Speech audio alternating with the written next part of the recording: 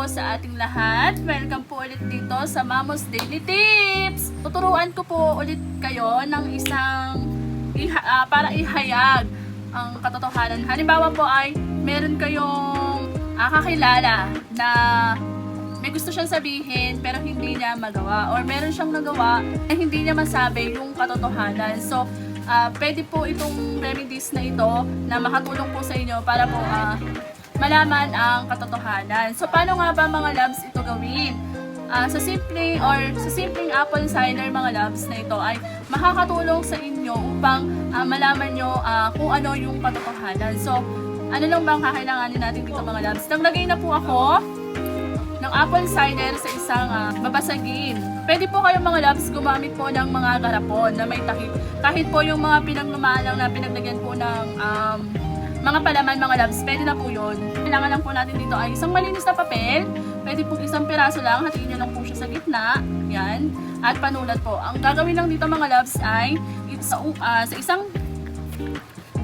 isang side po ng papel, isulat po yung pangalan ng tao na gusto nyo po umamin sa nagawa niya or umamin po sa katotohanan. Ayan. So, hahatiin po natin ito mga loves. Ayan.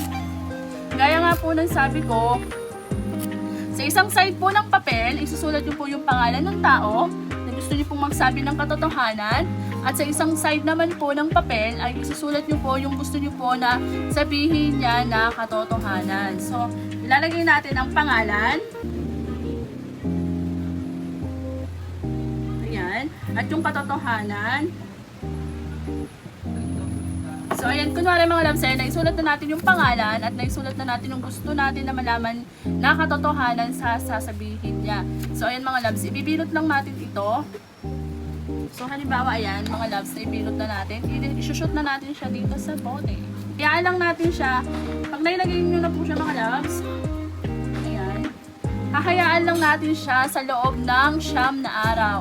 At sa loob po ng 9 na araw na yon ay mapapaamin nyo na yung tao na yon na gusto nyong sabihin niya ang katotohanan. So, ayan mga loves, at hanggang dito na lang po at sana'y may natutunan kayo.